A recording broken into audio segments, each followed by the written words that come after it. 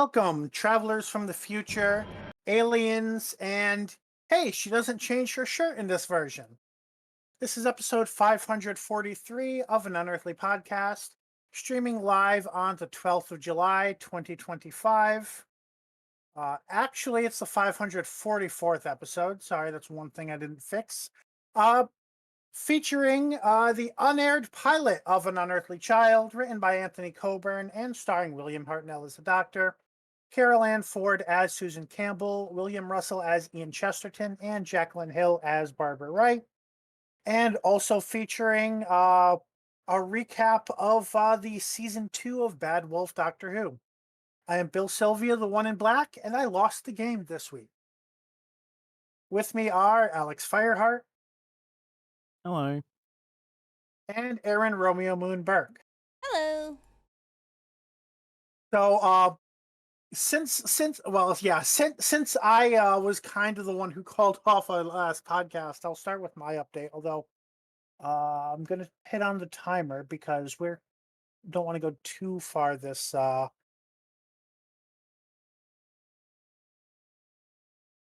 All right. But yeah, so I last week we had just or last podcast schedule time we had just ended a heat wave, but it was still pretty much 90 more or less every day. And my apartment gets really stuffy when it's warm or hot. And so I was to the point where anytime I was at my computer desk for more than 15 minutes, even at night when it was in the 70s, uh, I was just getting overwhelmed and was not going to be able to I wasn't able to sit down long enough to make a podcast without needing to grab a towel and a glass of water and sit in front of a fan. So I was not, so I was not going to be able to do a full 2 hour podcast. Um, it's better now. There are still plenty of days where it hits the 90s, but like today, the high was 83, which in April I would have been like, oh, that means it's a rest day. But for compared to this week, I was like, okay, I spent most of the day, making title card, prepping the news, uh, and things of that nature. So, that's been my summer. I've been really pushing myself. I have a lot of like commitments of like I'm going to have this like research proposal for ethical approval that I promised to get done by the summer. I have a draft of a research article that I promised to get done actually by the start of July, but the heat wave kind of fucked that up. And other sorts of progress that I had promised to make this summer. So I was like, this is not a summer where I am going to be sitting in front of the fan and just like trying, and melting on the couch. Also, I have a better fan this summer than I did last summer. That helps. Mm. Um, on the downside, I was supposed to have a trip next month to El Salvador. I'm part of the group US El Salvador Sister Cities, and one of the things we do is popular education, which is it's many different things. It's a philosophy, it's an organizing style, it's a pedagogical theory, and was supposed to be one of the facilitators representing the US side of the organization, and both learning, refreshing my own knowledge and also helping the new attendees learn and learn more about our organization as well. And a few weeks ago, we had decided, well, we're going to cancel having El Salvadoran speakers come to the U.S. this year because like the situation with travel is too dangerous. They could just get like thrown into a prison and nobody would even know. Like that's kind of the situation with the U.S. Mm. border right now. And we kind of after a few different of our groups made trips there within the past month, we decided it's actually probably just as dangerous for U.S. organizers to be visiting El Salvador right now. They had a Mm. group that was basically like followed by basically the Salvadoran equivalent of FBI agents that were just being followed around town all day to make sure like they weren't having any like openly political conversations or whatever. And this, of course, we're supposed to be teaching organizing. Everything we're going to talk about is in some way related to social change and resisting oppression and things like that. So we just decided this is not a safe trip to be having right now and canceled it. Mm. We're looking for like other alternatives. So that's how I've been. I believe Alex wanted to go last, so I'll pass to Aaron. I've been pretty good. I have been actually catching up on some stuff on Crunchyroll finally. As well as briefly subscribed to Apple TV on via Amazon Prime. So I have been watching shows on that. Been visiting my dad, who is, I don't think he's in hospice anymore. I think he's more in palliative care now. So that's all been kind of interesting. There's been a lot of drama with the family, and mostly just kind of working. We've been kind of on overtime. An interesting thing is that the tariffs have finally hit my workplace. Um, we have a supplier who is not willing to pay the higher prices that are involved with getting us our parts, particularly our O-rings and some little plastic bits and bobs. And of course, my employer is not willing to pay have the higher prices pushed onto them from the supplier. So there's going to be a meeting and everything, so we'll see what happens. But for now, we aren't able to get parts because no one wants to pay for them. Huh. It'll be interesting to see when that actually hits the machines and the price of the product that we are making rises, and we'll see how our customers feel about paying a higher price for Mhm. those. They're already Were pretty you able expensive. to make any savings during overtime for like if this ends up affecting your hours? No. Most of my stuff goes into paying credit card debt. Be- Got you. yeah, because I know what that's like. Don't worry. mm-hmm. Yeah, like I'm basically working overtime so that as much I can throw as much as I can into my credit card debt, and then Yeah. so that I can start saving. I tried saving before throwing things into credit card debt, and the debt just kept getting worse. So I'm just like, nope, I'm shoveling Mm. this down, and then putting at least one of the cards away so that I'm not tempted to use it Mhm. as If there's often. Mm. if there's one thing I've learned like this year, having just working 9 months and not getting paid for 3 months, is try to put if obviously it's not possible most of the time, but try to put at least I forget yeah, try to put at least rent money away for Mm-hmm. a few months if you do end up with extra income like that. So Yeah. Mm. a consideration, obviously not preaching. People's situations are different. Yeah. I understand like what you're talking about Mhm. and everything. So it's not easy. Yep. Yeah. Okay. That's me anyway. Yep. All right, Mm. Alex, how was your trip? That was pretty good. So I'm pretty sure I brought it up beforehand, but I guess it has been a while. So, on the oh god, what were the dates again? The 19th and 26th, I think, or thereabouts. I don't know. Basically mid to late June. Critical Role came to Australia to do 2 live shows. Um, and by the sounds of it, it's probably a good thing that they were here for more than a week because it sounds like, especially with some of the jokes they make about jet lag, that they might have got in literally the day before Mm. before the first one. And then uh they had had a week between that and the next one. Because I think it was like the first one was on a Thursday, the second one was on a Wednesday. Um, and they had a convention appearance in between on the weekend, which I didn't get to because I did not have the money at the time because I thought I would be having a psychiatrist appointment when I got back.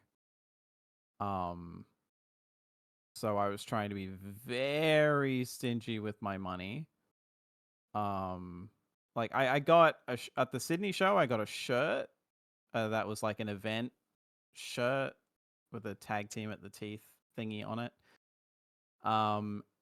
And a like large D20 that they were selling, commemorative D20. Funnily enough, the D20 was cheaper than the shirt. But you did get a free tote bag with like spending over $100 US. Sorry, not US, Australian. So literally getting a shirt and the die, the D20 was enough to push that over for me to get the free tote bag. And thankfully, the free tote bag was the exact size that they were like, nothing over this, or it has to go in the it has to be like checked and like put in like the coat room or whatever. Which is a problem we ran into in Melbourne. Sydney was generally great. I realized that I hadn't been there in 20 years. I didn't do much while I was there outside of the Critical Role thing, except go for like in hindsight, I probably should have grabbed photos off my phone to put in the the thing. Oh well.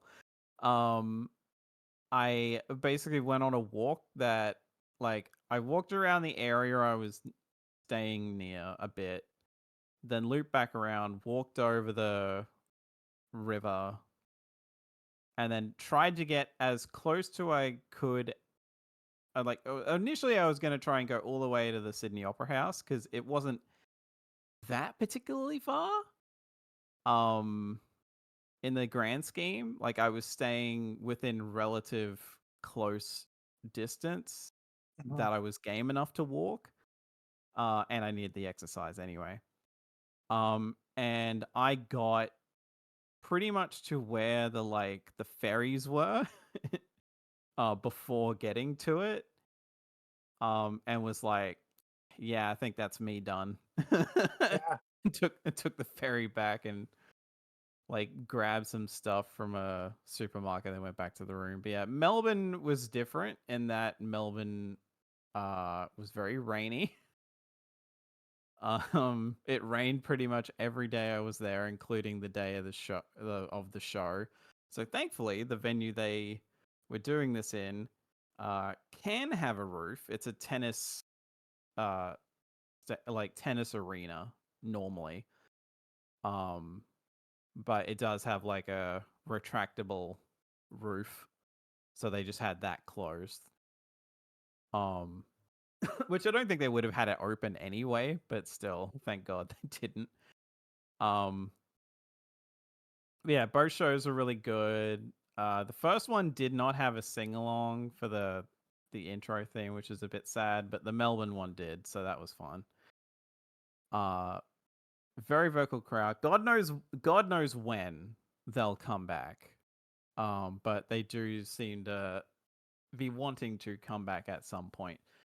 I also met up with some random people that were in town in Melbourne for the show and went to a little board game cafe with them. So that was fun.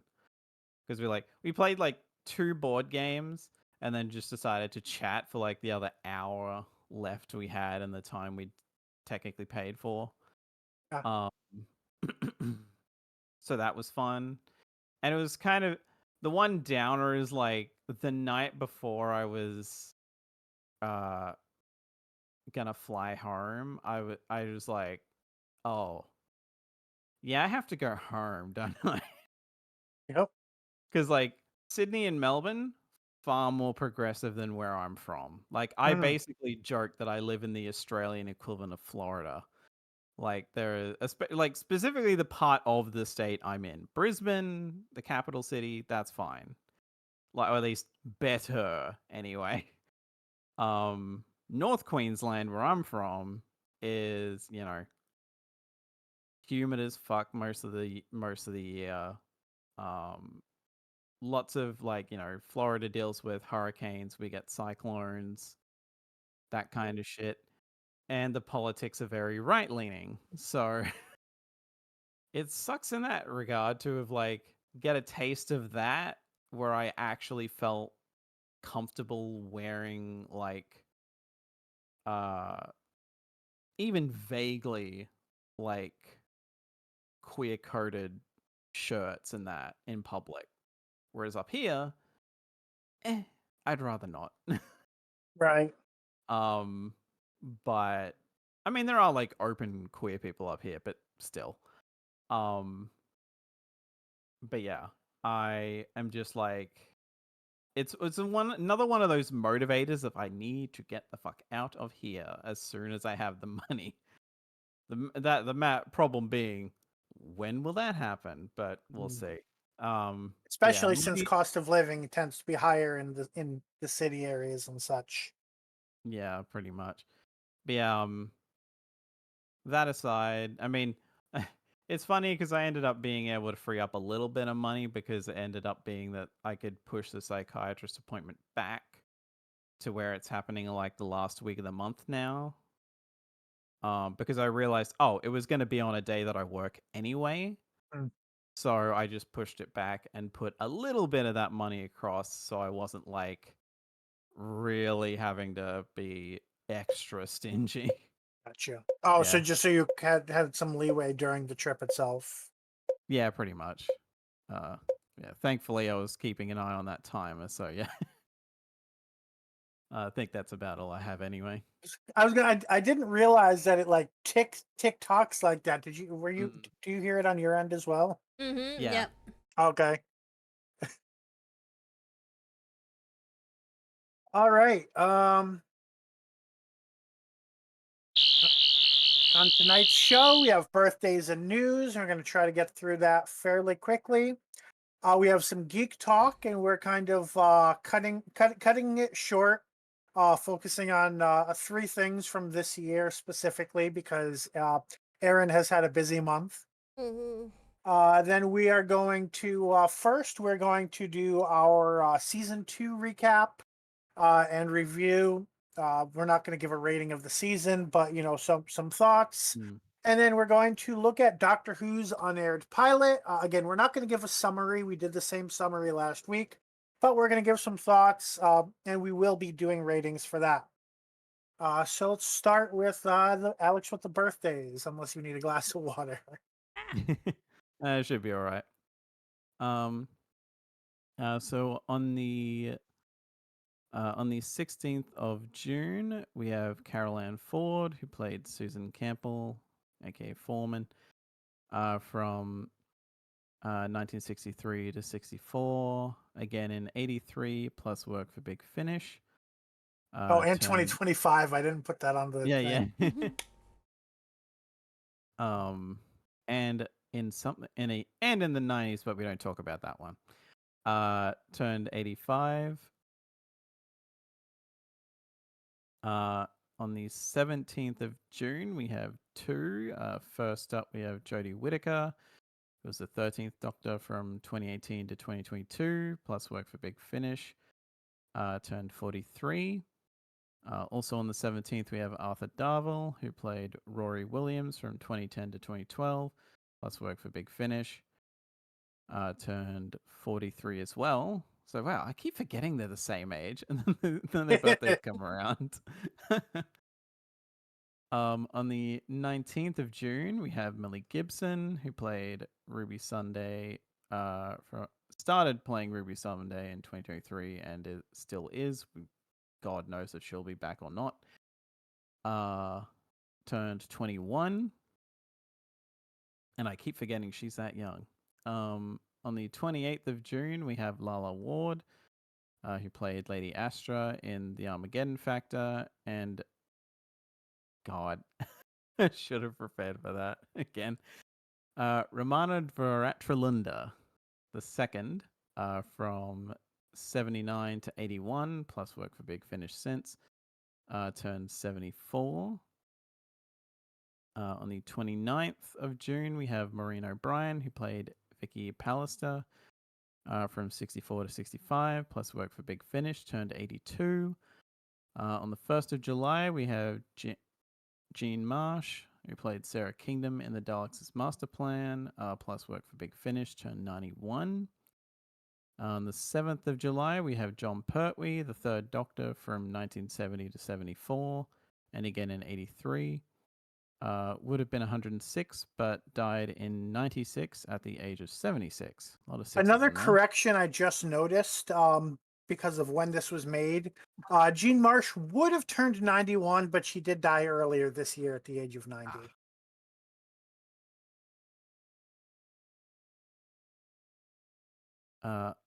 Finally, on the 10th of July, we have another twofer. First up, we have John Sim, who played the Master from 2007 to 2010, and again in 2017.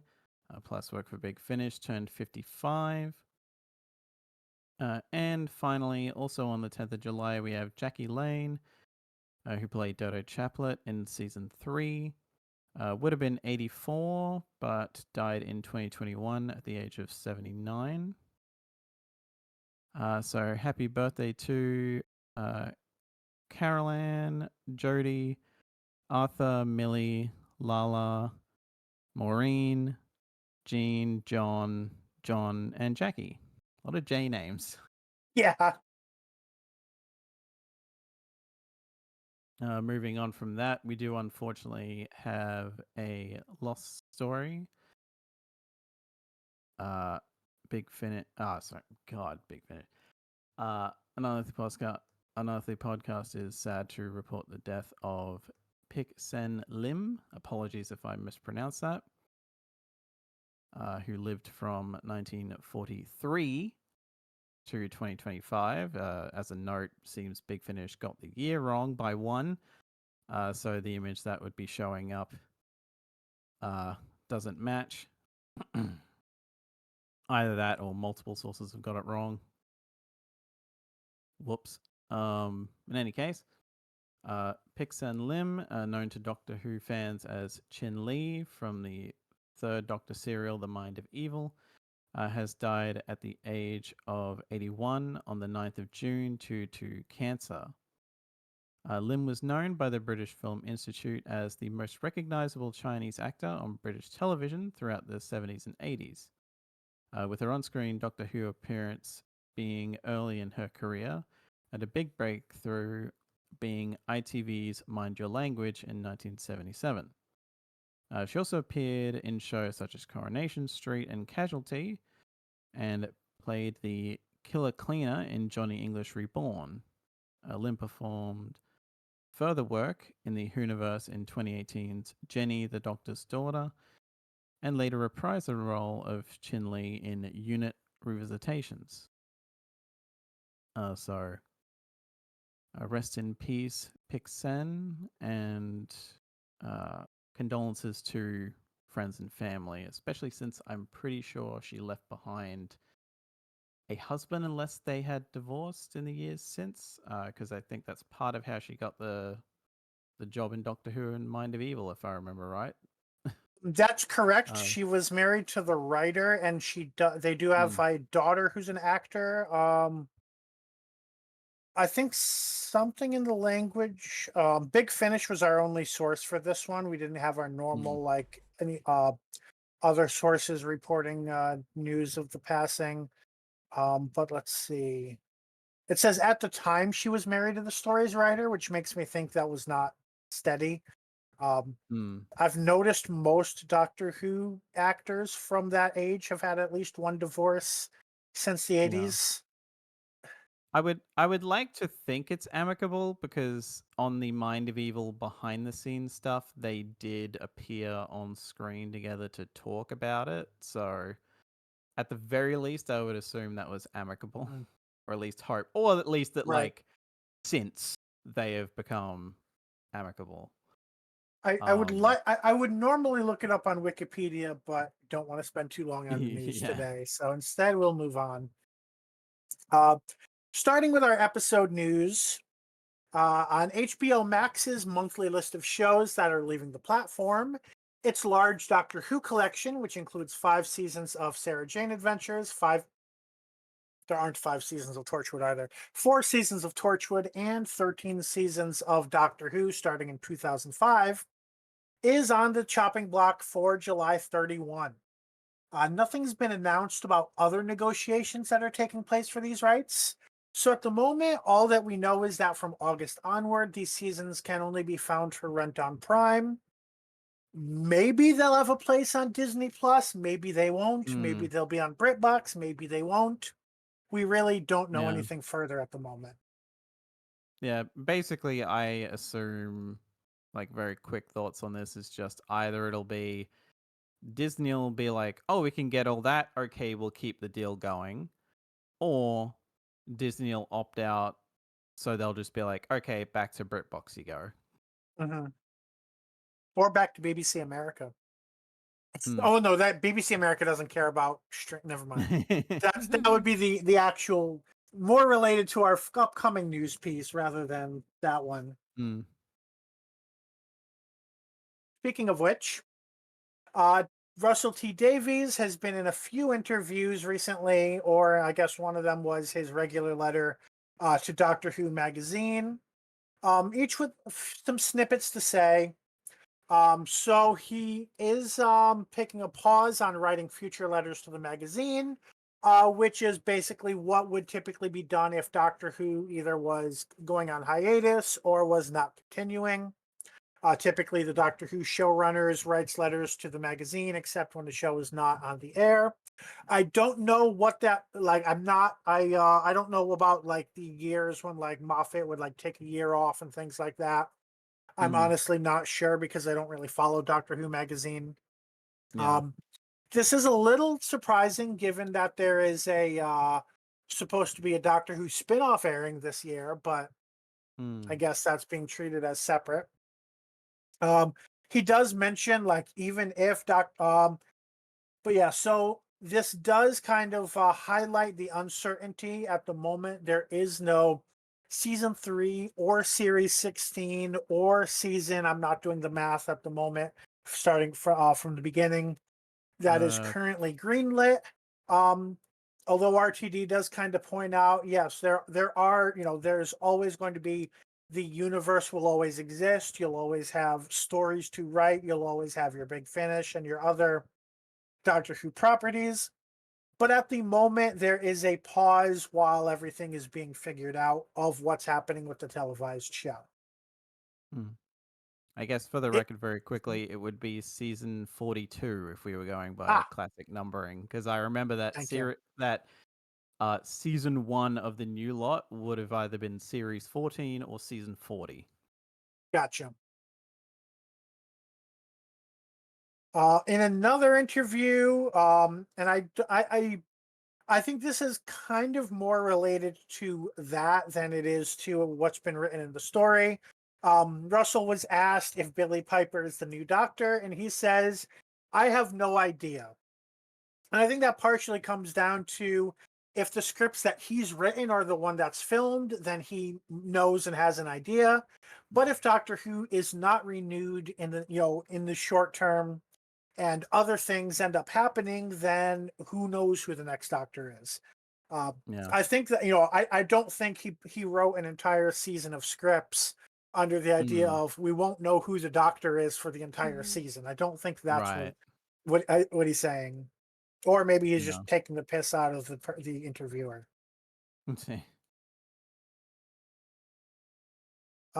From there, our next piece of news, I think we might have covered this book at some point because it seems somewhat familiar to me. Um, but yeah, so we have a book written by Sophie Aldred about Ace, and there's a lot of filler in this article, and I didn't have time to summarize it properly. Um, but wow, there's a lot of stuff that has nothing to do. I mean, I guess the article is more about an interview, but that's not what the headline is about. Uh, Mm. there's a lot of stuff I don't really care about. Okay, so okay, it's a book about Ace's jacket split into two parts. The first installment, Ace Jacket: The Inside Story, includes fictional tales about how each badge ended up on Ace's coat. The second installment, and is installment really spelled with only one L in British English? I don't think Mm. so. So Probably a typo. I was gonna say a repeated typo if it's a typo. It's Uh-uh. just taking me out. Um, the second installment, titled Ace Jacket: The Outside Story, takes fans behind the scenes for the definitive origin story of the jacket's design evolution. Funny enough, we were just talking about the term behind the scenes before we started streaming. I thought you said behind the seams. I was like, Yes, in this case, behind the it's a seams. pun, behind the Yeah. seams, because they're talking about the jacket. Mm. I think this is a quote from Sophie Eldred. I went off to various Doctor Who alumni like David Tennant, Chris Chibnall. I said to them, could you write a story about one of the badges that takes your interest? I got in touch with a lot of the people I know. I colored people at parties and conventions. They've written little short stories or poems. We've had paintings, we've had cartoons, we've had all sorts. So if you don't talk about going around coloring people, you're gonna awaken something in the audience. Money raised from the books will go toward charities Autism All Stars and the National Autistic Society. She wanted to choose charities which had some kind of association with Doctor Who, and there's a lot of Doctor Who fans who are autistic. Yep. And then we have photos of the covers of both books here. Both installments can be ordered at AUK Direct. I'm just going to click on that to see if they're. I think this is saying they're out now, but let's see. Publishing on November 23rd. Okay. So they are airing on the 62th anniversary. Not airing, being available for reading on the 62th anniversary. Oh wait. Oh, sorry. The first one is out now. It came out June 17th. The second one is November 23rd. So you can get the inside story now. The outside story waits. Each one is £30. And I'm scared to click and see what shipping to the US would cost. Hopefully there's some sort of US distribution available. Oh, there's two more pages of news to go through and the timer is yelling at me. So I will be very quick.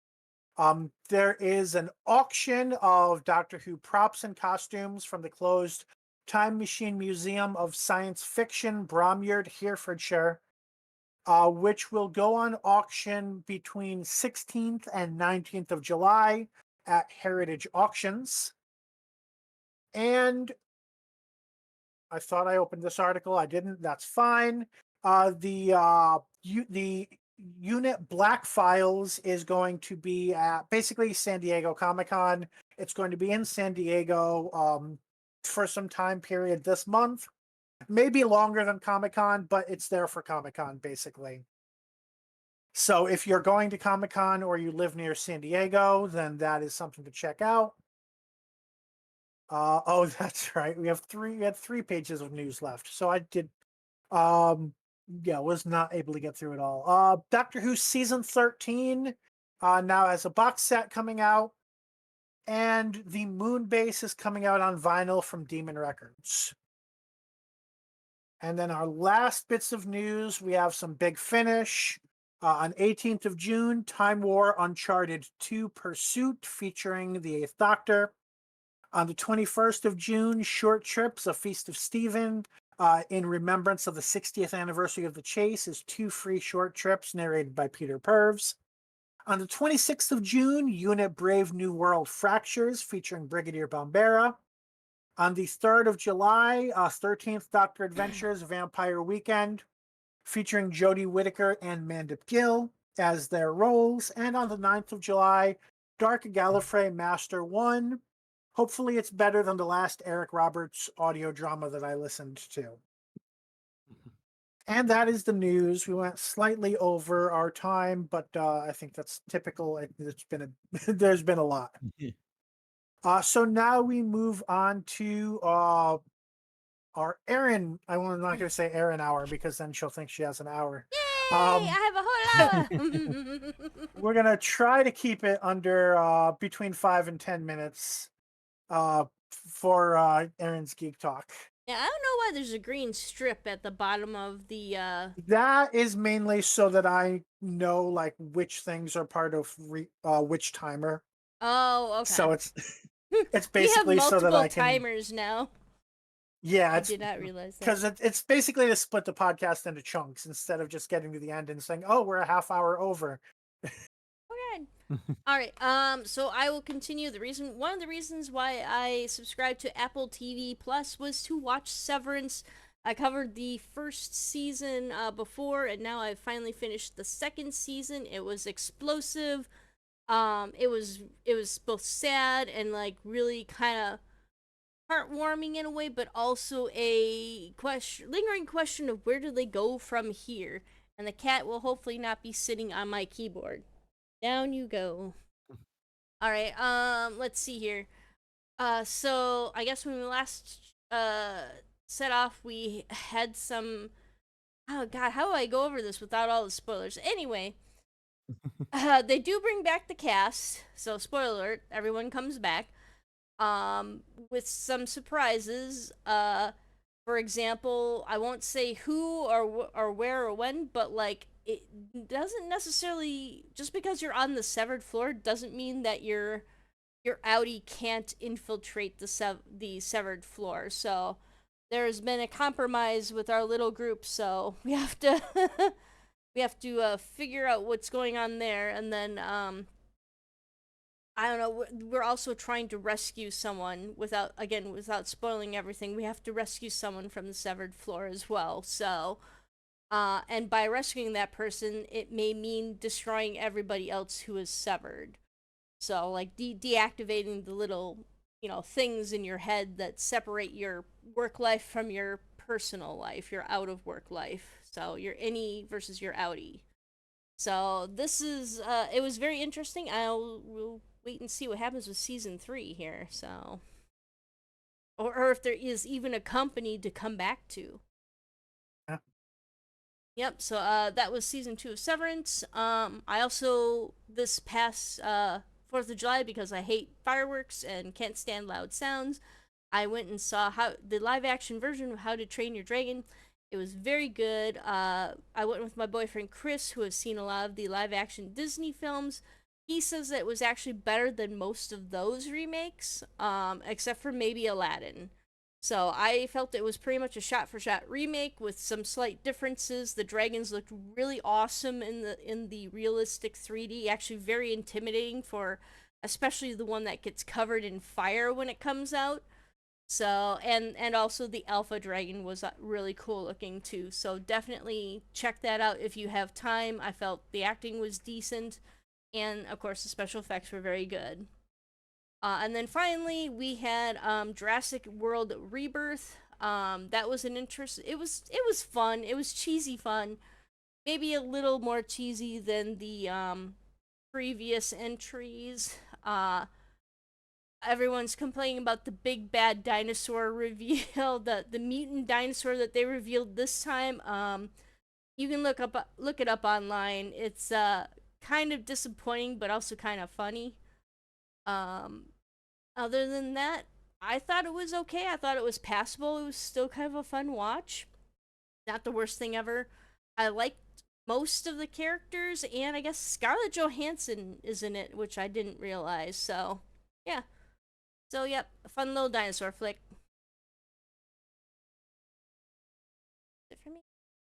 All right, so that moves us to our first review portion, and thankfully we've gotten here in under an hour, so we can relax a little bit on time. But yeah, so we will now talk about the last season of New Doctor Who. And yeah, Alex is the summary, so they'll give a brief recap, however brief it is. Yeah.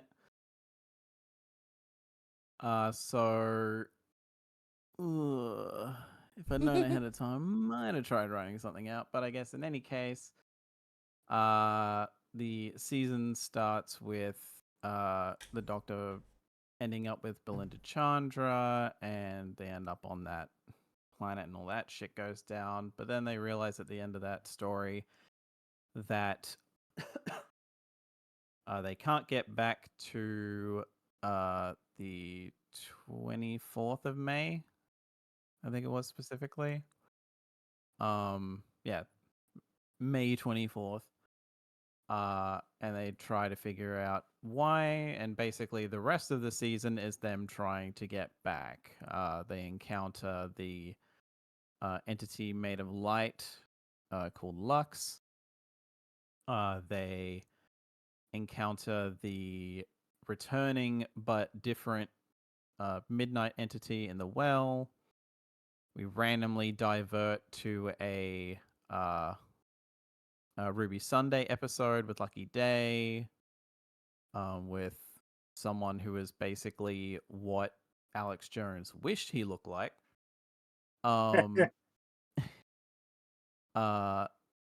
Then we go back to the Doctor and Belinda for the story in the engine, which is very much focused around Nigerian theming and just generally about storytelling. Then we go to Interstellar Song Contest, which was a mistake. And then we go to them finally getting back to modern day, but then ending up in this weird, what we find out is a wish world, because it turns out the Rani is behind a bunch of shit. And is trying to effectively, we realize by the end of it that she is trying to bring back Omega. She kind of does, after basically trying to break reality and then gets eaten. Mind you, she bi-generated, and it was that Mrs. Flood is the Rani, and the Mrs. Flood Rani manages to get the hell out of there. So God knows where she's ended up, but yeah. Then while they seem to fix reality, they realize Ruby realizes that the only one missing is Poppy from Space Babies, because that was a whole thing. And long story short, the Doctor basically kills himself trying to bring Poppy back into existence and makes Belinda a single mother, because that makes sense. And then seemingly regenerates into Billy Piper. And that's about it. Yeah. A bit more like snark in that than I would normally do with a summary, but you know.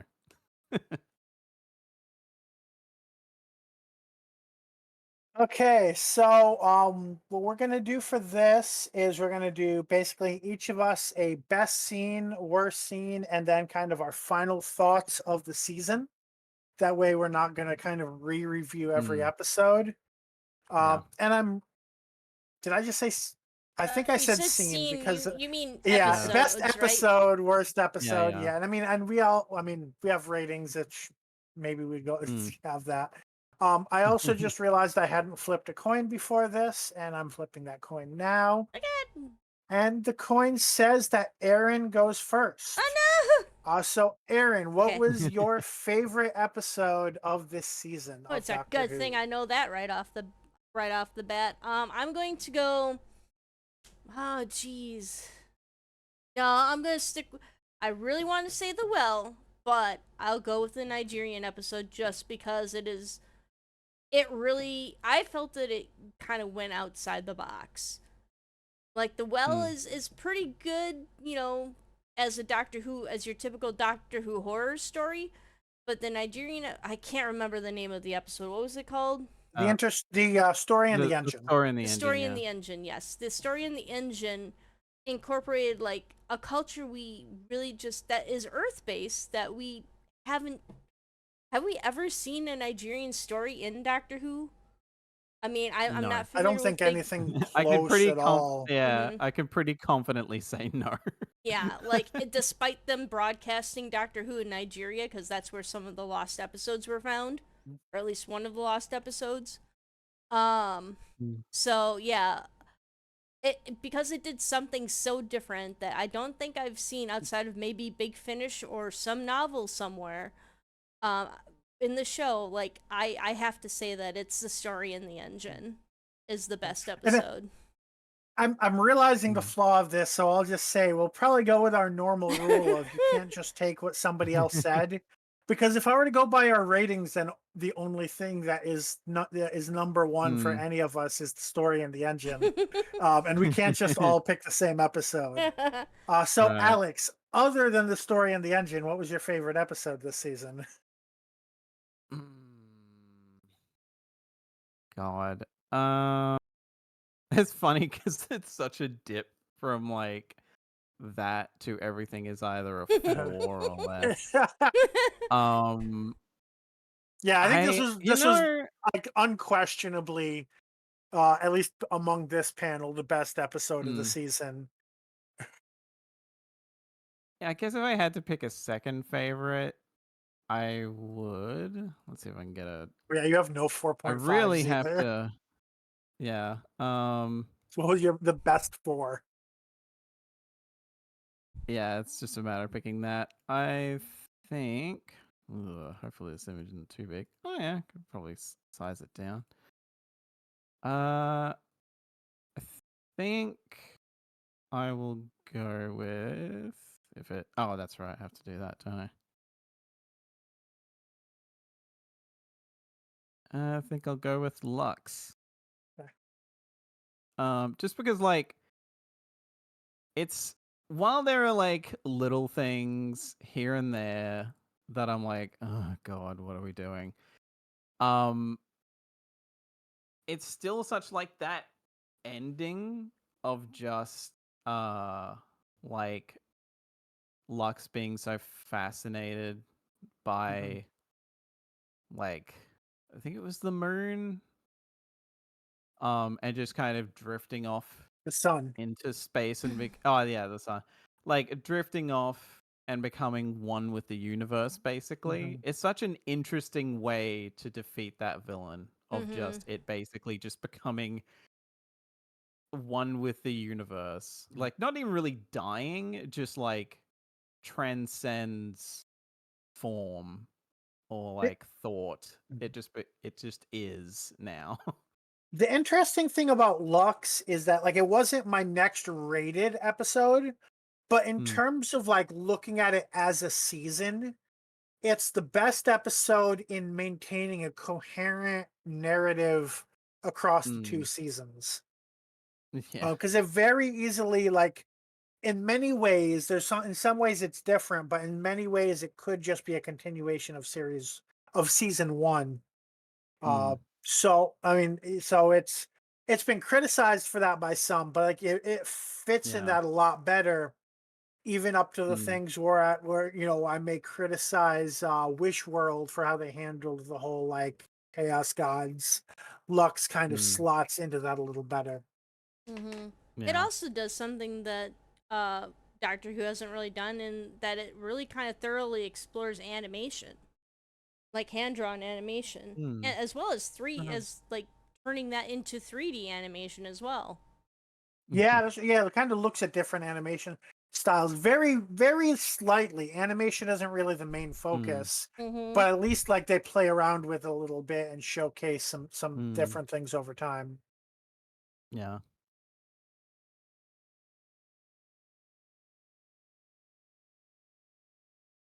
Okay, so No pressure, Bill. with, so yeah, with the two that I most would have talked about, I guess I'll go with and I guess is it cheating to be looking at my ratings while I say this? I mean, Um that's basically what I did, so. But yeah, it's hard for me to put Wish World to Reality War up there, even though I rated it higher than either of you did, because there's just some really weird steps there that like it kind of leaves like a weird aftertaste. So I'm gonna say, even though it doesn't, it's rolling the season. I guess it does fit in the season. It's but it's the well. This probably isn't a surprise. This is considered Mhm. one of the better episodes of the season in general. This was my next highest rating. Even though it doesn't do a whole lot in the season narrative, it doesn't really have to do with the Chaos Gods.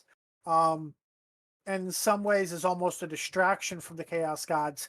It does fit in with the season plot with regard to like it's humanity's gone and everything. And it's the whole weird thing that Doctor Who does where they're like, yeah, these people look like humans. They have the same anatomy as humans, um, up down to the point of snipers shooting at the same places.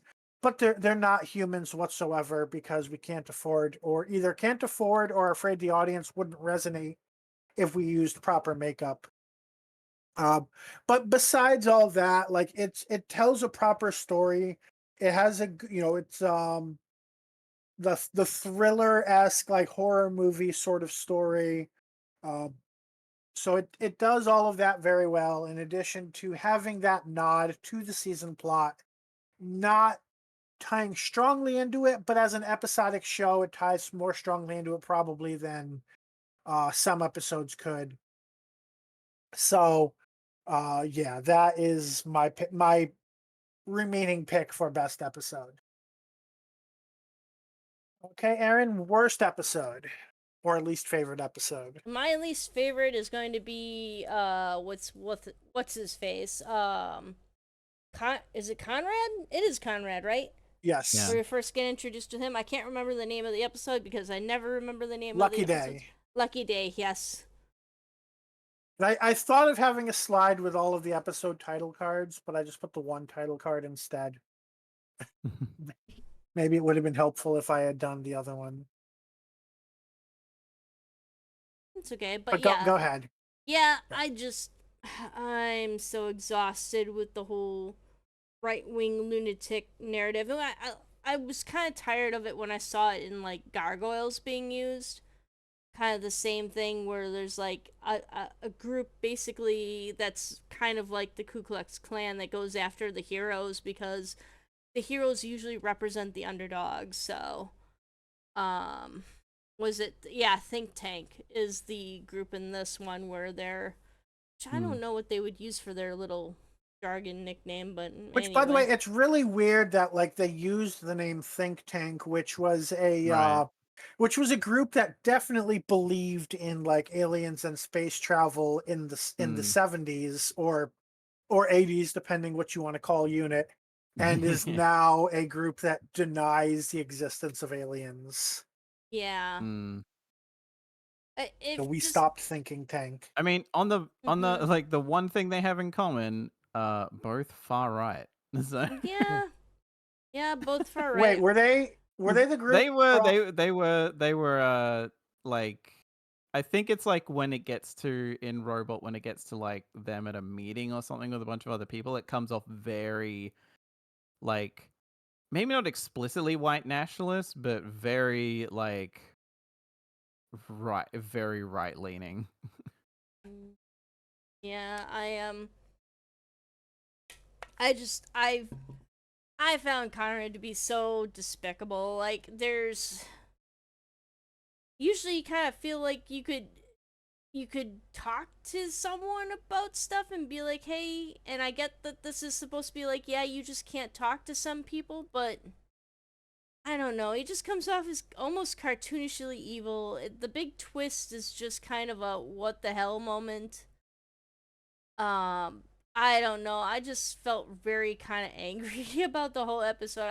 I don't want this to be like everywhere. Like get out of my Doctor Who right-leaning bullshit and it's just I get that he's the villain and everything. It's just and I get that there's like very toxic fans and all that and that this is trying to kind of address that too, or at least it felt like it was. But I'm so tired of it.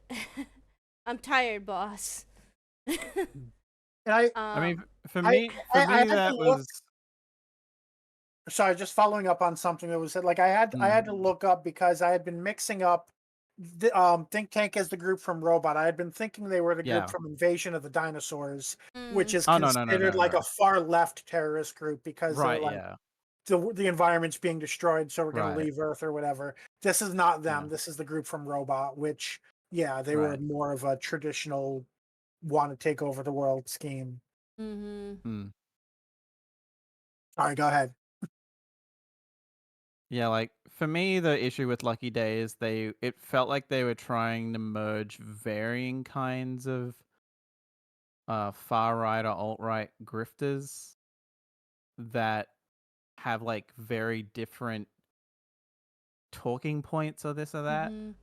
So it was like, wait, which are you going for? And they just went, yes. Yeah, like Instead of like picking one and going with that. Because there are different kinds of that kind of far right grifter and shit. So it's like, which is it? Like, pick one. yeah, like Which to me, like we kind of had a conversation of that at the time where I was like, I often like, because I don't want to engage with these groups, tend to lump them all together in my head. And I Mm, think the writer of this episode may have done that same thing. Instead of saying, okay, I'm going to go out and do the mm. research, I'm going to deal with these unpleasant, these unpleasant sources that I'd rather not listen to in order to make it more Mm. believable. They said, no, we're just going to kind of represent them all at once so no single group can get mad at us, or say that we're specifically representing that group. Mm.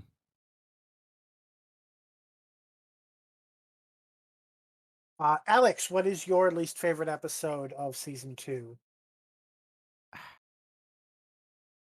This was kind of hard because technically, uh, my lowest is the rated is the Finale. finale two-parter. Yeah. But upon reflection, I'm going to drop my rating for the Interstellar Song Contest down to a 2.5 as well That's because a big drop. Jesus Christ, like, cause like the longer I have sat with it, the more the absolute fuck up of fucked up handling of the politics in this has really aggravated the fuck out of me.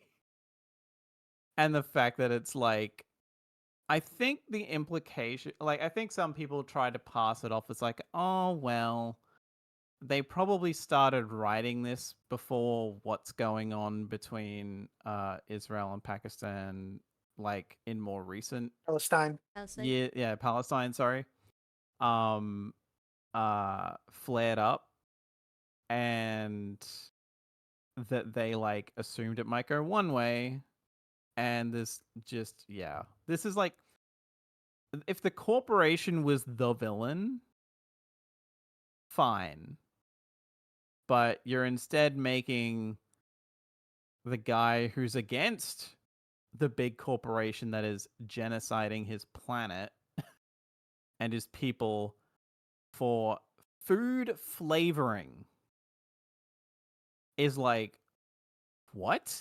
And then again, like it is that problem that they have with like, you know, it's a problem with the flag smashes in Falcon and Winter Soldier and that, where they have to be like, well, you have a point, but I don't agree with your methods. And they have to like make those methods go way beyond what Mhm. most people with that kind of thought would ever go to. Like, this guy's like, hey, they're genociding my planet, so I'm going to kill trillions. It's like, no, that makes no sense. Like, if he was, like, he would be attacking, it would make, like, again, he'd be attacking the company. Although, I will say, the company being a stand-in for Israel in this case, it has been brought up in something I remember watching that, and a company, I think owned by the Israeli government, is a sponsor of Eurovision and has been for a while. Mm. So that's apparently where that might have came from. Um, if that is like I forget the exact ownership of that, but yeah, that was like that came up and it was just like this is and yeah, like, that one character sings a song at the end and suddenly it's world peace and I'm like, no, no. this ain't doing it for me. It's like they push it way too far, especially with the doctor torturing kid. Like that's Mhm. no. Like you could maybe argue that there are maybe some doctors who would maybe do that. But even then, like, and it's brushed off and never comes up again. That's the other thing that pisses me off. Like the Yeah, doctor yeah. does that and then there are no consequences for that whatsoever. Like the doctor never gets reprimanded for it. Like Belinda says that you scared me, but then nothing. And then by the end of Mhm. the episode, she's like, "Wow, gee, you're great, doctor." And I'm Which like, that kind "What of the ties fuck?" into our general complaint, which we haven't talked about much yet Mm, today, but like of Belinda just being under characterized. yeah, and I mean, yeah, we went like I went on a whole rant on it Mhm. when we covered the reality war. And um, this is also the episode that was like, oh yeah, we're about to find Susan. And it turned out to be a mm, fucking Moffat. Maybe we'll deal with it in a future season mystery yeah, box instead because of actually having anything to do with the season finale. specifically because of the rewrites, it's come out since that this was a rewritten, like for the reality war, it was a rewritten ending. Originally, it was just going to be them partying to celebrate defeating the Rani, I guess. And Poppy was going to be revealed. If this is true, which there are seem to be like leaked images and shit, that Poppy was going to be Susan's mom. And Mm. that is, I mean, they were foreshadowing that in And episodes that were aired. yeah, Which episode did they have the conversation of like you're a grandfather but not a father yet? And he's like, oh yeah, time travel. Like that was kind of pretty yeah. explicit that something like that might happen. Mhm. Mm.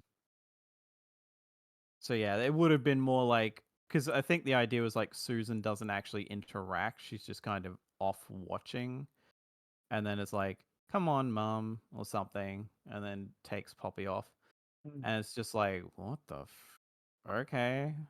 I'm almost On, kind of glad we got the batshit ending on we that got note, instead.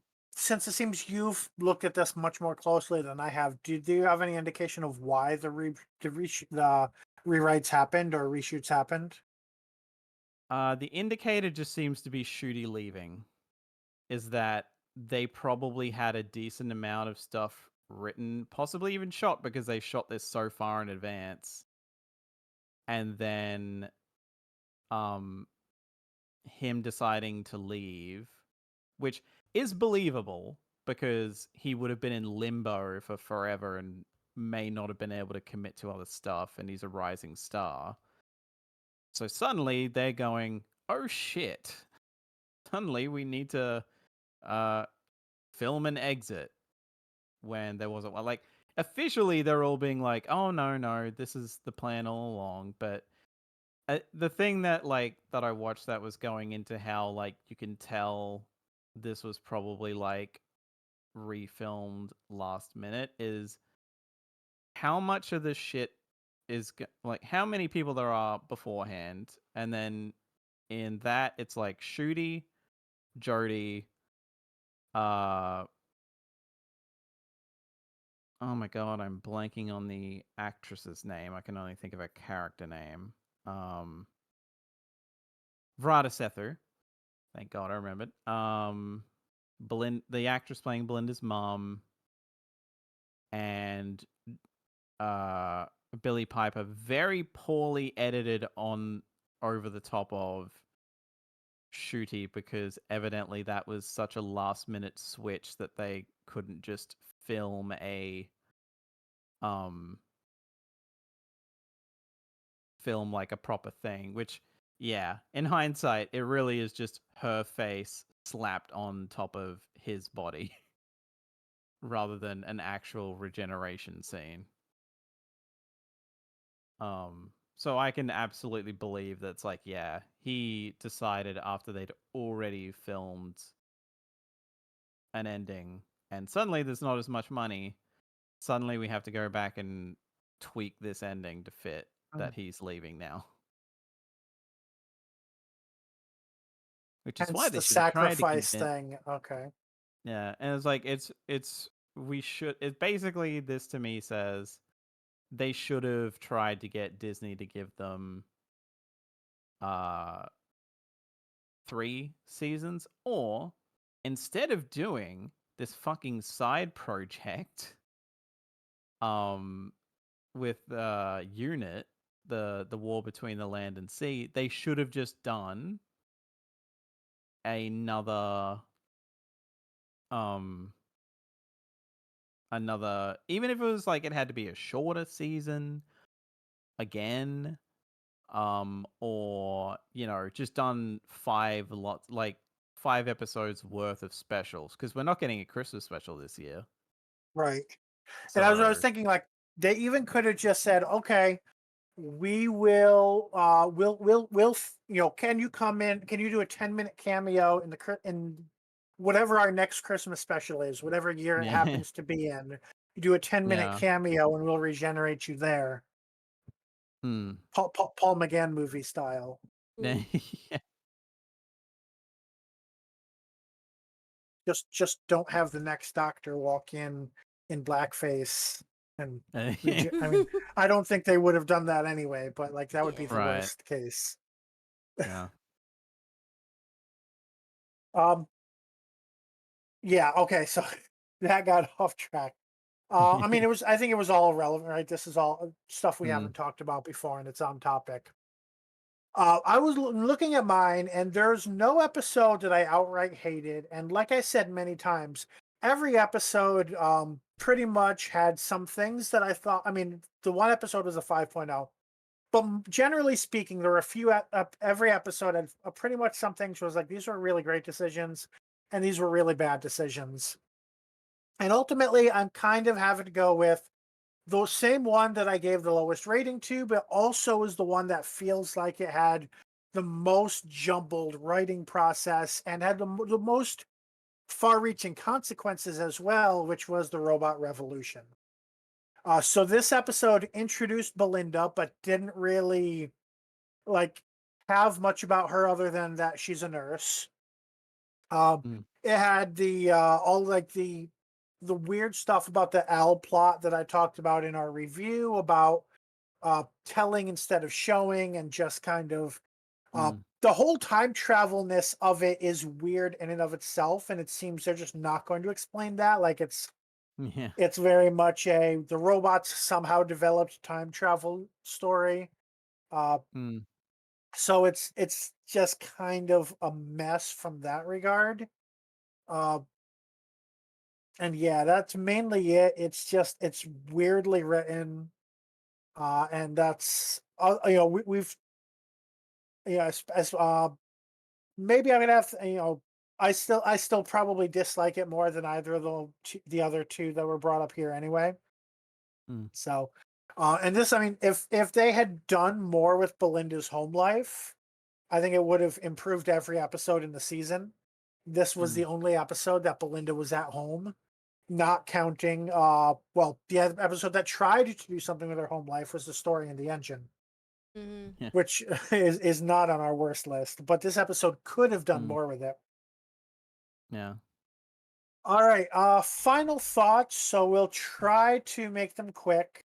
I've 1 minute on the timer. I'm gonna bump that up a little bit because we had that little semi on topic discussion about the reshoots. Final thoughts, Aaron, of the season. I like some of the risks this season took, especially with storing the engine and Lux, doing some things that were different, but I felt like there was a lot of stuff, like Billy, you just mentioned, the Robot Revolution, and of course the finale seemed, despite them building up to it, it felt kind of half baked or rewritten, or it just felt off. Like, and I think it did have something to do with Shurigatwa leaving, uh, without people having like a lot of time to figure things out for the ending. Um, yeah, I don't know. Was this better than last season? I don't know. I think it's kind of still at least on par. Like last season was a letdown because it was trying to build up to something fantastic.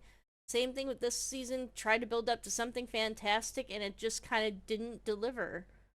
Like we finally get the Ronnie back and she's overshadowed by another more powerful villain. We have a half-assed regeneration. Um and everything, and it's just we've got a confusing timeline jumping plot. Um and yeah, like I think the biggest thing was introducing two major villains that each should have had their own finales. Kind of Mm. smacks of we don't know if we're getting a third season type deal. Like, so let's just shove everything into this season to make sure we get it in. And that, and it kind of Mm. ruins a lot of things. It ruined the Ronnie plot, it ruined the Omega plot and everything. So yeah, I don't know. I'd have to say that it was probably a little worse than last season because they screwed up some major villain returns. So that's my thought. Alex? Yeah, this I've also generally seen the prevailing thought that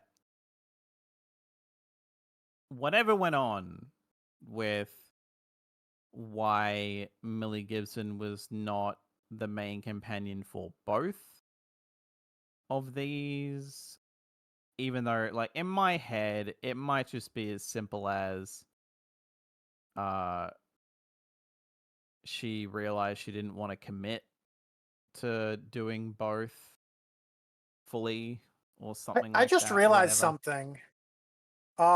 I mentioned earlier that Lux felt like it could like slot into series one almost. If Mm, Millie Gibson was intended to be the companion, that would explain why she knew nothing about Jim Crow. Because I feel yeah. like uh Belinda would have like we talked about this, but Mm, she's more likely like she would have had more reason to educate herself on racial discrimination. mm. I mean, there's plenty of people that are not specifically black who probably don't, but yeah, like it's still like a little believable, but it's also a bit like, oh, put it this way: there's a different moment where it's almost a bit head scratchy, but that's in the reverse where the doctor's like, "Oh, I'm actually accepted here," and Belinda having to be like, "Dude, I'm not white. I get where you're coming from." But yeah, like Belinda's wasted. Um, like it's one of those things where just it really is Martha all over again to a degree, but kind of worse because I at least knew who Belinda was, who Martha was as a character. Belinda, no, they even flip flop on how they write her, which feels like he didn't even flesh out what her personality was, even in a vague sense, before committing. So yeah, I don't know. It's fucking sad. Like, I would honestly say that season one is better because it's more cohesive.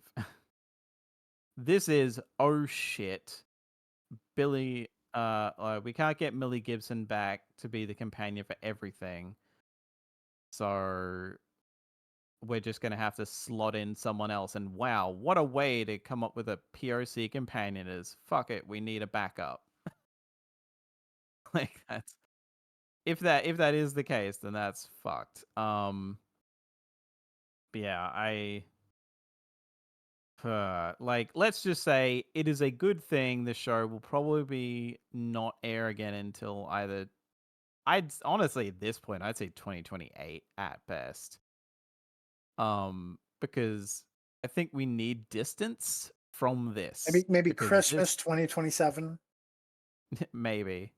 Because yeah, this is a mess. If it's like stuff beyond their control, fair enough. But it's still just like,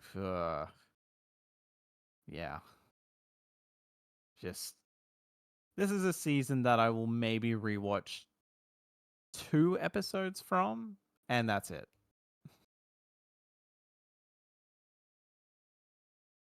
So going into my final thoughts, it feels from having watching the season and from both my own combining my analysis with the conversations we've had, our general analysis, what this really feels like is it feels like it's a rushed showrunner doesn't have time to finish the season. And the Mm, weird thing about that is like this season was filming in 2023. yeah. So I kind of feel it kind of makes me feel like the decision to hire a doctor who was so in demand as Shurigatwa. I think Mm, like I'm not of the camp that thinks Shurigatwa was a bad doctor or anything like that. But I do think like we're hearing so much about the politics of hiring him, and again, not about his mm, identities, but about his identity as this in demand actor who's trying to do all of these many different things. I mm, think that seems to be the problem of this season because yeah. they rushed to film it as soon as possible. And it seems the writing suffered. It seems that the casting, I don't know if the casting suffered, but the editing suffered. The Mm, directing may have suffered. I don't know. I think Russell T Davies might think the Omega effects are good, so maybe the effects didn't suffer because of being rushed. But certain, I mean, mhm, no, that shouldn't be rushed. Right? They had years to work on the effects. Um, yeah. but it does kind of feel like they had this pressure to write things before they were ready. And obviously, like Yeah. the first season, they didn't suffer as much from that. But this season, Mm, it kind of feels like it did. We talked about writing that needed editing, and we've just had all of these things about people who are available or not available, and it kind of makes me feel like maybe they should have just stuck with a less known actor, or at least an actor who was less in demand mm. for the role. Uh, My addition to that is what they could have done is what, like, as much as it would piss people off, they could have had gap years. mhm, One comes out, gap year, then there's another one. That would have given him time to do stuff without having to just film it all in basically one go. right, Um, and it and it seems also like would have that allowed was. it Sorry, go also ahead. would have it also would have allowed for effectively what kind of happened with um series 12 was Chibnall used the gap between series 11 airing and series 12 to basically look at the feedback that he got from series 11 and go, okay, I'll try doing this differently. Like, I think after a while he ignored it because he was just getting blind hatred, but which fair Right. enough. But like he was, oh, people didn't like me pivoting away from, you know, classic, like, uh, from recurring villains, effectively. So I'm going to go back to that, and that's how we got Spyfall with the Master coming back and the Cybermen coming back and etc. And it's like, this probably could have used, we do one, let it go out, and then see how the audience reacts and adjust accordingly moving forward. And yeah, like if there'd been gap years, he probably would have been more willing because it's like, oh, okay, so I can do Like I'll be filming this specific times so I can, you know, do other stuff outside of that. And yet, Whereas they just did it the they way were they did it. the way they talked about it initially is like that was the plan. Like they were going, multiple years of no filming in between seasons 2 and 3. But I guess when Disney dragged their feet, Gottwell was just like, "Fuck Yeah. it, this is this is Yeah. too much of a hassle. We're not going to do Mm. that anymore." Yeah. But yeah, I agree. And maybe even if they had swapped, and I can kind of see from a production standpoint, it's easier to film 2 seasons of Doctor Who and then film a spin-off Mm. rather than alternating between them, because you Yeah. kind of then would need to either keep recreating the same sets or keep them up for a long time. Right. But I get. from a standpoint of actor availability and keep the show ongoing, it would have made more sense to do uh, War Between Land and the Sea air already Mm. this year, and then Yeah. Doctor Who season 2 next year. Mm. Even Or though even a people have already been getting annoyed by the Yeah. various gaps between seasons. Yeah. Or like even additionally, tackle this as if you only have him for those two from the get-go. You Right, know right. how in demand he is, basically treated as like instead of Christopher Eccleston only sticking around for one, you only got him for two. Mhm. Which Like, that would have fixed the finale issues. It would not have fixed the Belinda issue. right. But yeah, like at least we would have had like he knows what he's got. He's only got 2 seasons to do this character.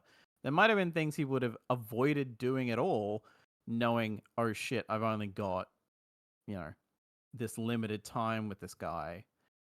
I mean, hell, I don't know if we actually know when Eccleston decided to leave, because I don't think it was like he purely only signed on for series 1. I think it was like during production he went, "Yeah, I'm out after this ends." Something like that, yeah. But you wouldn't be able to tell. It didn't affect the finale. The finale kind of it works. Right. Like, so, they made that work and that was Russell. So what happened? uh So yeah, I would have basically just have gone, okay, Shooty, you're young, you're very in demand. We are going to just only use you for these two, then you'll regenerate and blah. And they could have just planned around that. But, you know, because not really all that shocked that he left, because it's like, I have to wonder how different the like they've talked about, like this is the state of the industry right now is causing a lot of these mm, problems.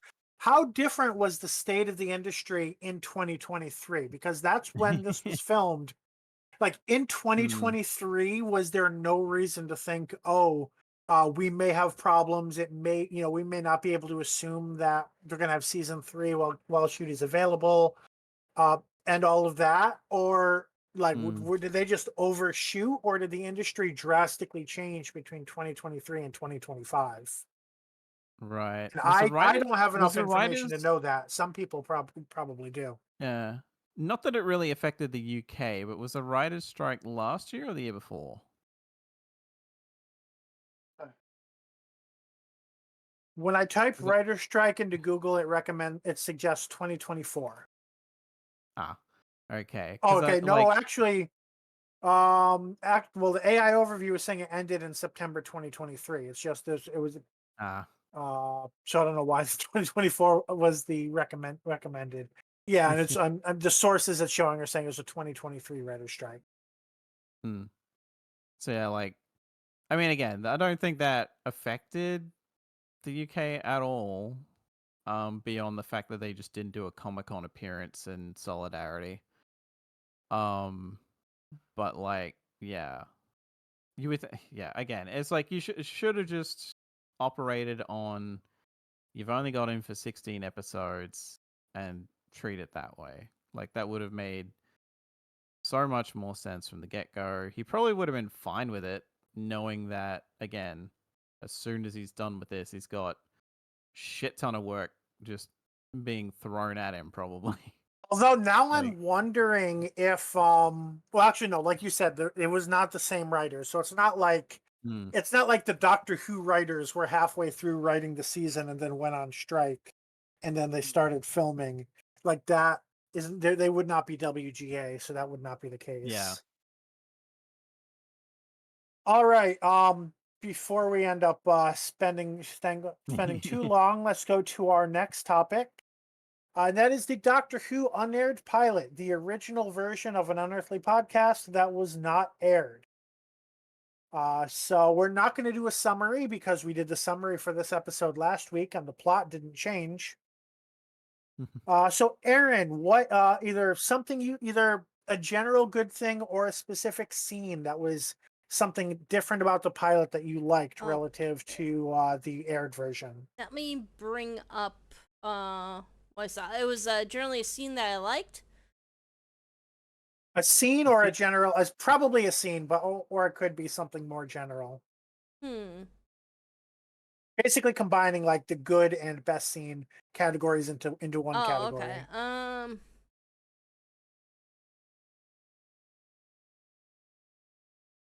I think.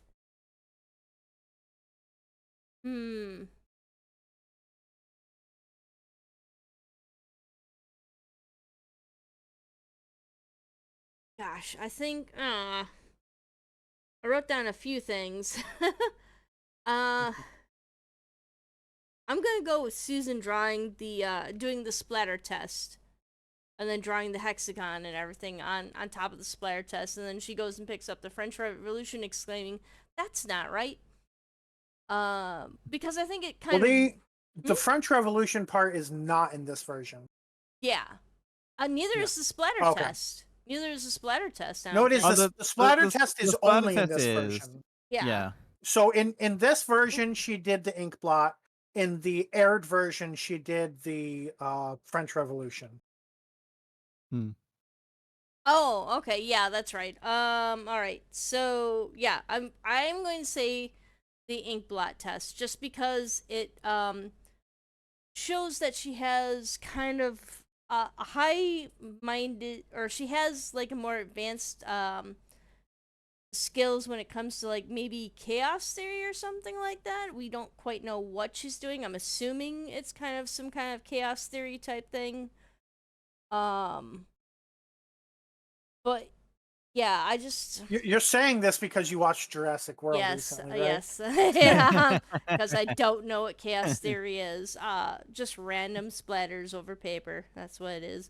But it seems more high-minded, scientific kind of thing. Maybe psychological kind of thing. Maybe she's running a psychological test on herself. But I was gonna say the only thing I know of inkblot test being used for is a Rorschach test. But... Yeah, and like she draws like the hexagon over the top of it. I believe it's a hexagon. Unless I've got my geometry wrong too. I think you're right. Yeah. So it feels more weird, more alien. Like, what is she doing? Like, this is a strange child. Yeah, I guess like having her read the French Revolution book is kind of like connecting her more to human like history and stuff like that, but like just having her do the inkblot test kind of comes out as bizarre, which I like bizarre. I like kind of doing things because they make sense only to an alien mind. So okay, so you like the general weirdness of it, even if so rather than something that was a little more easy to interpret, the fact that it was just kind of unearthly behavior about the way they introduced Susan in this version. Almost as if she were an earthly child. And that whereas like having her involved with like the French Revolution and going, "Oh, that's not right." She could very well just have read a badly written history of the French Revolution book from before. We don't really know if she's actually seen the French Revolution. It's implied that she's seen the Mm. French Revolution and that she knows what actually happened. But yeah, it could still just be kind of a fluke. Whereas this is a very deliberate action that she Mm-hmm. takes. And then she's Mm. also terrified of anybody knowing about it, so she hides it. All right. Alex, what did you like about this version of the story? Um, I guess. Ooh, I think I had a specific scene in mind. Which was it? Which I forgot. I think it was purely because of like one tiny bit of acting. I think the conversation with Barbara and Ian in the car when they get to the junkyard, it just like there's something about the delivery of it feels far funnier in this version of the exchange of Ian being like, "Have you considered that she might be meeting a boy?" And Barbara being like, "Oh, almost wish that was the case. That's so normal." And like just the way she like almost is trying not to laugh. It feels like when she's saying that that it would be so normal in this version. Um, just as like to Do me you that remember? Was there anything different about the writing, or you just think the performances were different? I think the writing was pretty much the same. Is Hmm. basically just that there was some performance differences here and there. Okay. Um, so I'm trying to do multiple things at once, and now here we go. Luckily, I used some of these scenes for the title cards, so I don't need to. Google was not very helpful in finding specific scenes of the pilot. It kept wanting to give Right. me Bill Potts. But I'm going to go with I kind of liked how the Doctor was just not even very, but just slightly more sinister here. And Mm-hmm. actually, you know what? I cropped it. I'm gonna uncrop this. I'm gonna show both versions. So like what I found really interesting in watching comparisons of this, like there's the scene where Ian gets shocked by the council, and then Ian and Barbara are trying to escape from the TARDIS. And in both versions, like the Doctor is just being a dick. He's like, "Oh, this is funny. Hmm. These humans want to escape for their lives, and I'm not going to let them." Um, and like they're trying, like in the aired version, they try to make it that slightly more like they have like this impish little laugh, and then in the pilot, Hmm. he's got like this like kind of evil expression on his face. And honestly, to me, there's not a big difference there. Like either way, he's like, "Oh yeah, this is really funny. They're terrified. They think they're going to die." So like that doesn't make a big difference to me, but I think that visual of the Doctor, of the way the Doctor is laughing in that scene does kind of, oh yeah, this is kind of scary. Um, Hmm. and I kind of like it. I feel like the more fucked up, like uh what's the word, antagonistic, but that's not the word I'm looking for.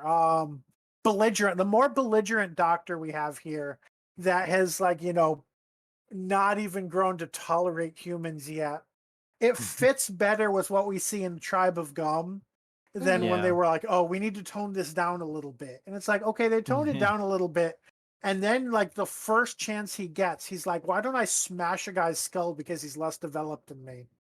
Mm-hmm. So like he is that belligerent. So I feel like that fits Hmm. it a little better.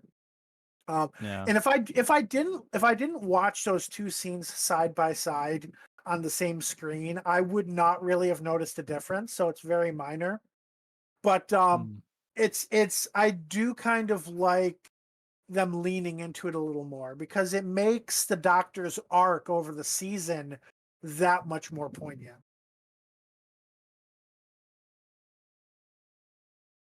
All right.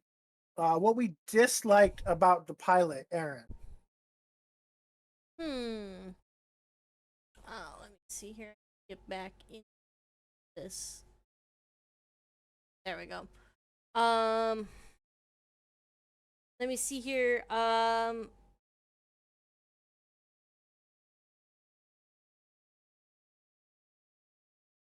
think I dislike the bloop. There are some bloopers in the dialogue with, for example, when Barbara stumbles over her line about the decimal system when she's in the car with Ian. I think she just kind of stumbles over her lines there. There were like a couple of others I can't think of right now, but that was the one that I wrote down. So, otherwise I didn't think that there was anything really bad about this one other than that. Yeah, kind of. Like I was just seeing a tweet recently that was like, why do people think a pilot is a rough draft? It's not. But in some ways it is, right? Like they don't have the budget for Mhm. I mean, they didn't have the budget for fucking retakes in the actual aired show, but like Yeah. this is very clearly shot on like if Doctor Who's budget was a thimble and string, the pilot's budget was like, can you give that thimble back, please?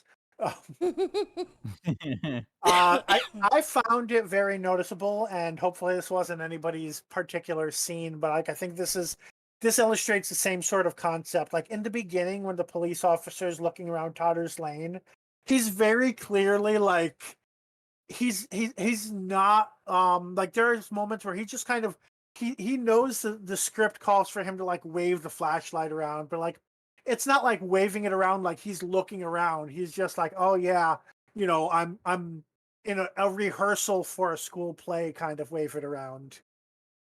Mm. And that moment, like once you see it, you can't unsee it.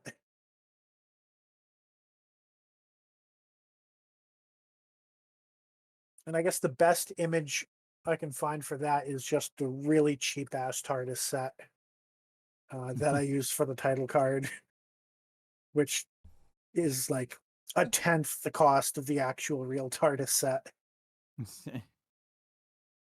All right, Alex, what did you dislike about this version?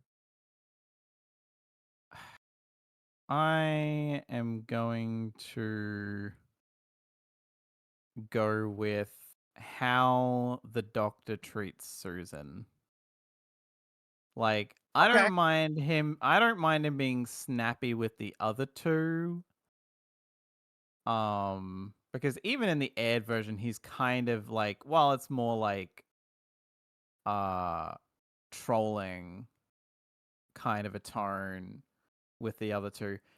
He's not particularly mean to Susan, whereas in this he's like, "Oh, look what you did, you stupid girl! You brought these two people back with you," and like just like he'll say something to them, and then he'll basically go back and start like badgering her, and it's just like, Jesus, what the fuck? Whereas like it feels like in the aired version, his tone with her, even if the dialogue is similar-ish, he's not calling her stupid for one thing. Mm-hmm. And it's more like, oh bloody hell, they followed you home, etc. Like, it's very he doesn't give a crap Yeah, about Ian and he's not like Barbara. he's not. Why did you make them follow you or whatever? It's like, Yeah. really? Like, yeah, like he's basically like assuming that she actively brought them back rather than like they just happened to follow her. Well, like, which I think the dialogue kind of gets screwy in the pilot in that like he's accusing her of having intentionally brought them here. Yeah. But then I think later is like, you know, probably finally catches on to the fact that um they clearly that clearly isn't the case, but is still having a go at Susan like it's her fault. Mm-hmm. And it was Yeah, like, oh, he's like yelling at her like for yeah, enrolling in the school in the first place. yeah.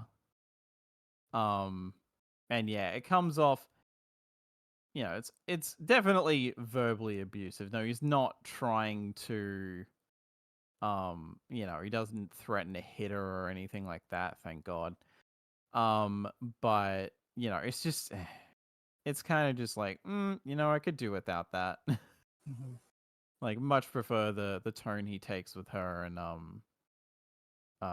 in the aired version. Yeah, the air, like, so in the pilot, it's almost, it's like it's the Doctor versus everyone. Whereas in the aired version, it's a lot more like Susan is the middle ground. She can empathize with Mm. both parties and kind of wants to see them come to an accord. And there are still scenes where she's like, "Oh yeah, like the doc, my grandfather's a whiny bitch if he doesn't get what he wants." Like, is not word for word, but that's a scene in the Yeah, Tribe yeah. of Gum. But Mm. it's you can see in the aired version more of like why she cares about him.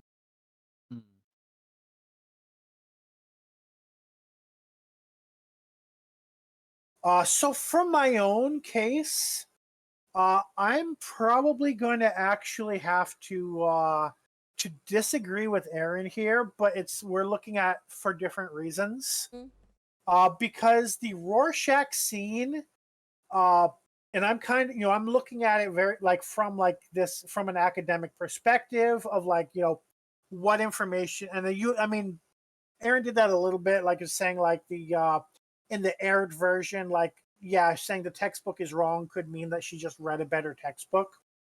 But especially like as a somebody with a psychology degree, I'm looking at it like, why the fuck is she doing a Rorschach test by her for her of herself and then drawing on top of it? Like, yeah, it's erratic behavior, but it's more like it gives me the impression of more of like a your toddler that it just starts drawing something and then starts drawing something else over it, rather than it having any sort of meaningful purpose that I can discern from it.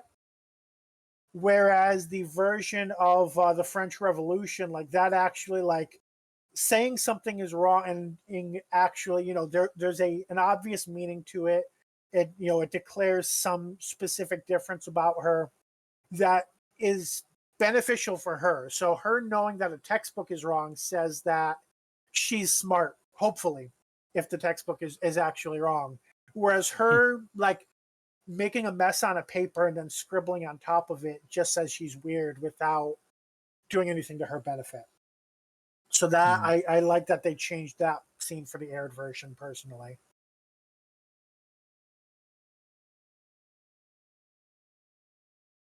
All right. Final thoughts on the unaired pilot, Aaron. Um, I kind of like the unaired pilot a little bit better than the one that aired, just because everything comes off as much more strange, just alien feeling. Like you get more of a foreboding sense from both Susan and kind of Barbara. Like it's kind of, there's kind of an element of danger. Like this is like when they sneak on board the TARDIS, it feels like they've actually done something really wrong. Whereas the Doctor is usually talking about them sending in the authorities and stuff like that. He is more concerned about them being fugitives, like in general, from like their own people, and how they're trying to get back home and everything, or how they'll one day get back home. It feels almost as if he's like almost an estranged despot or something like that, or Yeah. maybe he's like a criminal or something. Mm-hmm. I could see that. And someday, the authorities who hunt me will, be dead or gone, and I'll finally be able to return home. That type of deal. Was it when they He could be Space Napoleon. Yeah, basically, like when they kick you out of a country, I can't remember what it's called. Like I can't Exile. exile. Yes, he's in exile. He's like some evil despot that's in exile. He gives off kind of more of that sense, and they're like, there's this feeling of, well, what have these people done? Like, what's going to happen to them now? Like, you kind of genuinely want to see what's going to happen next. And then of course we cut to the end and we see them land on almost a deserted area with this kind of sinister shadow looming towards them. And it's just like, well, man, they just went from the frying pan into the fire type of deal. Yeah. So I do kind of like that element of mystery and danger that is a little bit more has a stronger presence in the unaired pilot from again with I agree with Bill that the doctor feels more sinister in the unaired pilot than the aired one. I also feel that Susan comes off as more kind of cold. Like she does beg for him to free them, but that scene actually kind of comes off as kind of out of character for how she is in the rest of the unaired pilot. She comes off as a little bit more cold and calculating and like, well, you've gotten yourselves into this now, there's nothing I can do for you. I can, and then she just kind of randomly begs for him to let them go. But yeah, like she also comes off as like just strange, alien, cold and like not quite human. So I like those like bizarre elements. All And right. yeah. Alex, your thoughts? I feel like, I mean, for the most part, it feels mainly like the differences between both are just how they're shot. Like they obviously have a bit more money. So there's different angles. Like it feels like, especially in the school scene, I think the like you only really see one wall of the classroom, and like at a time. It feels like. So it feels like, and like I think it's just shot from like one direction, whereas in the aired episode they can actually move the camera around a bit. But yeah, like specifically like the stuff at the end in the TARDIS, I feel like my ideal version of the first episode, An Unearthly Child, would be a mix of the two, where you've got the tone the Doctor has towards Susan from the version that aired, and his tone towards Ian and Barbara from the unaired pilot. Especially because, like, I do not recall it being a thing in the. I didn't end up having time to rewatch the aired version, but and I don't know if I remembered it from the unaired, but there's a bit where like Ian almost punches like he's gearing up to punch the Doctor, and it's like, oh, okay, wow, this is really going badly. To the point that he's willing to threaten to punch out this old man. I think it's in um both, but it goes by more quickly in the aired version. I think they emphasize different Probably, yeah. scenes. Probably, yeah. And of course, like the Doctor is a lot less of an is more of a troll than an asshole. So, like in the aired version, so it probably comes off as like, wow, Ian, what the hell? Why are you getting so angry? Like, why are you getting angry enough to want to punch him? Whereas Well, in this, he does think the Doctor might have kidnapped a teen girl. So well, yeah, but like the punching thing is more like in regard to the Doctor just continuously saying they can't leave. If I remember right. So it's more of a like, and stuff he keeps saying to them about how you lot are so primitive, you wouldn't understand any of this, blah blah blah. But yeah, like if we can mix the tone of that, that would be pretty interesting. For some reason, I could have sworn there was a bunch of other like slight tweaks of the ending out there somewhere that I remember seeing, but now I'm forgetting where the fuck I must have found them. I've seen a few videos that were like take Um, 1 versus take 2 of the TARDIS scene, and mm, mostly it mostly seemed to be like different camera angles and different expressions, yeah. but the same script. Right, yeah. That really was just down to like different like little different acting choices, and that's about it. And different camera angles. Yeah, like And that was back when Take Two was like out of the budget for many yeah. episodes. Yeah. I guess that's a benefit of it literally being a 1-episode pilot rather Yeah. than having to film the whole fucking serial. But yeah, like I will admit I don't I can't remember if it's the same case in the aired version, but Susan going a bit cold when they try to get out, like they try to open the door and she's just like, you can't get out.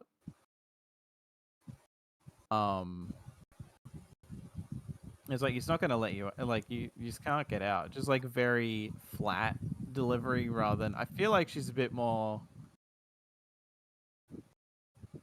at least I don't think it comes off as like, oh, that's a bit mysterious. In the aired one. And like I almost kind of, I will say I prefer the difference in the aired version where they don't give an actual like century that she was born in. Mm-hmm.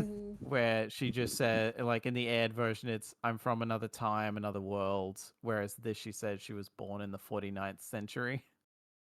Which, you know, I mean, to be fair, it's far enough ahead that it's like, okay, that's fair enough. And she's not supposed to be human.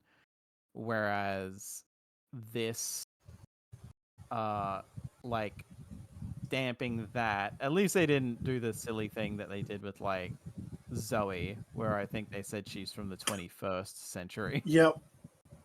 But yeah, They, it's, yeah. a lot of sci-fi from the 50s and 60s had, well, yeah, the space race time period had really high hopes for the 90s, the 1990s, and the 21st century Yeah. in terms of space. Yeah.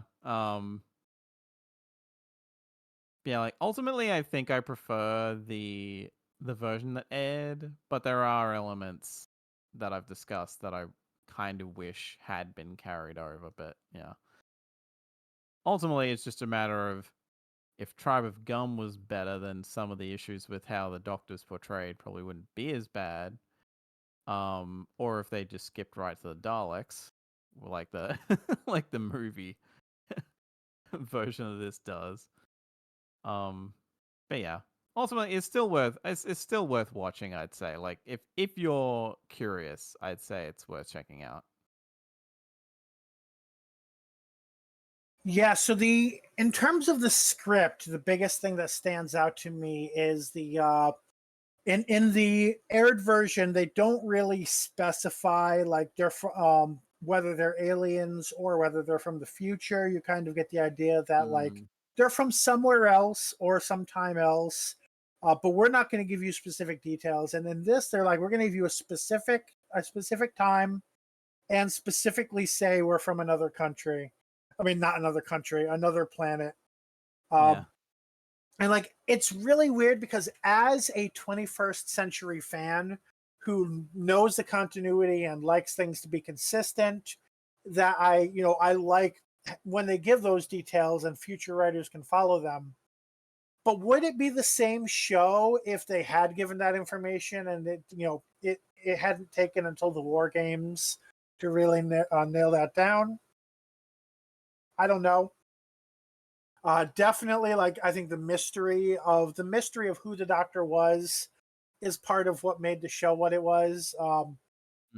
Obviously, like we said, production values are better in the aired version. There's no question of that. But in terms of the other changes, I think I definitely like that Susan was more humanized for reasons I already mentioned, like the fact that Susan could connect with Ian and Barbara, I think, was a major part of the season 1 TARDIS dynamic. I kind of agree. Yeah, I think the Doctor being more standoffish, but Susan being more warmer to Susan. I think that would have been a good way to do it. I imagine that they had concerns of the Doctor being too antagonistic and make audiences not liking him. Well, I mean, I imagine that. I'm pretty sure that's been explicitly stated. Whether that's actually the case, whether that actually changed things, maybe. Um, I imagine they didn't really test this with child groups. Uh, I'd really be interested in like showing this version to a child that had never seen Doctor Who, and showing the aired version, and then seeing like which ones were more likely to tune in next week. Um, Otherwise, I think that we've covered everything there is to say. So let's go on to ratings for this version of the episode. Starting with Aaron.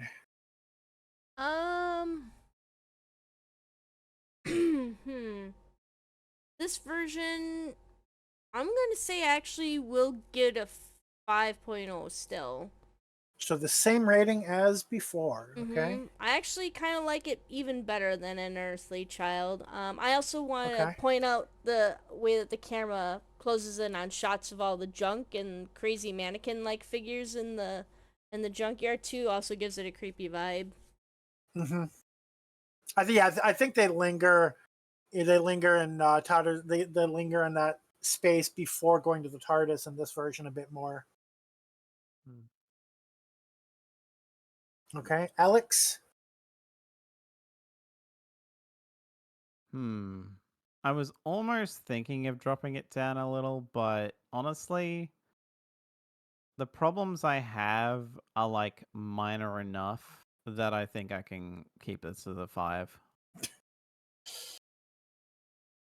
So the main problems I would look at is, one, the production values kind of lower it as an effective episode. The Doctor being more cold towards Susan, I think, is a flaw that affects the storytelling. So I think I'm going to drop it to a 4.5 instead of a 5. That's fair. Which makes this slightly lower than the actual pilot than the actual aired episode, with an average of 4.83.